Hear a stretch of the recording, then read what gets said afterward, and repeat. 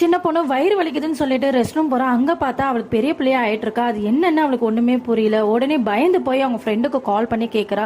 உடனே அவங்க ஃப்ரெண்டும் இதெல்லாம் மாசம் மாசம் வர்றதுதான், இதெல்லாம் நீ பயப்படாத அப்படின்னு சொல்றா. இதை நான் யாருக்கிட்ட எப்படின்னு கேட்கறது எனக்கு தெரியல அப்படின்னதுமே, நீ முதல்ல மெடிக்கலுக்கு போயிட்டு பேட் வாங்கு அப்படின்றா.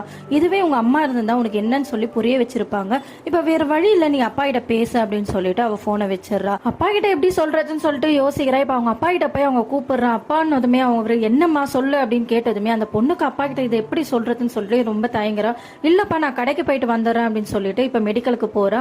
போய் அங்க பேடை எப்படி வாங்குறது எப்படி கேட்கணும்னு கூட தெரியாதனால அந்த பொண்ணு வீட்டுக்கு வந்துடுறா. இப்ப வீட்டுல துணி எடுத்து துண்டா வெட்டி அதை யூஸ் பண்ண ஆரம்பிக்கிறா. மறுநாள் அவங்க அப்பா இப்ப டிஃபன்லாம் ரெடி பண்ண அந்த பொண்ணு ஸ்கூலுக்கு ரெடி ஆயிட்டால பார்க்க போறா. படுத்துட்டு இருக்கா. என்னாச்சுமா உடம்பு ஏதாவது சரியில்லையா அப்படின்னு சொல்லிட்டு தொட்டு பாக்குறாரு. இல்லப்பா எனக்கு வயிறு ரொம்ப வலிக்குது அப்படின்னு சொல்றா. உடனே அவங்க அப்பாவும் சரிமா ஒன்னும் இல்ல, நீ ரெஸ்ட் எடு, அப்பா லீவ் போட்டு நான் பாத்துக்கிறேன் அப்படின்னு சொல்லிட்டு வெளியே வராரு.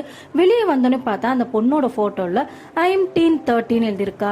எனக்கு 13 வயசு ஆயிடுச்சு அப்படின்னு சொல்லி எழுதுறான். அப்பதான் அவங்க அப்பாவுக்கு புரியுது தன்னோட பொண்ணு வளர்ந்துட்டு இருக்கா அப்படின்னு. அந்த பொண்ணு பக்கத்துல போய் உட்காந்துட்டு சாரிமா அப்பா உன்னை சின்ன பிள்ளையா பார்த்ததுனால இப்ப நீ ஒரு பெரிய பொண்ணா மாறிட்டன்றது புரிஞ்சுக்க முடியல, சாரி அப்படின்னு சொல்றாரு. இனிமே உனக்கு இது மாசம் மாசம் வரும், இது பேரு பீரியட்னு சொல்லுவாங்க.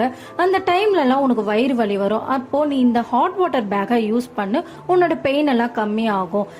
இந்த பேடை யூஸ் பண்ணு, மந்த்லி இதை யூஸ் பண்ணிக்கோ அப்படின்னு சொல்லி கொடுக்குறாரு. இதை பார்த்து அந்த பொண்ணு இதெல்லாம் எப்படி உங்ககிட்ட கேட்கறதுன்னு சொல்லிட்டு தான்ப்பா நான் யோசிச்சுட்டு இருந்தேன் அப்படின்னு சொல்றா. உடனே அவங்க அப்பாவும் இதெல்லாம் அப்பா கிட்ட கேட்கறதுக்கு நீ தயங்க கூடாது, எது இருந்தாலும் அப்பா கிட்ட கேளு அப்படின்னு. உடனே அந்த பொண்ணு எனக்கு அம்மா இல்லாத கவலை இது வரைக்கும் எனக்கு கொடுத்ததும் இல்லை, இதே மாதிரி இப்போ அம்மா இருந்திருந்தா என்ன பண்ணிருப்பாங்களோ அதை விட நீங்க பெஸ்டா எனக்கு சொல்லி கொடுத்துருங்க, நீங்க தான் என்னோட பெஸ்ட் அப்பா அப்படின்னு சொல்லிட்டு அந்த பொண்ணு அவங்க அப்பாவை ஹேக் பண்றா.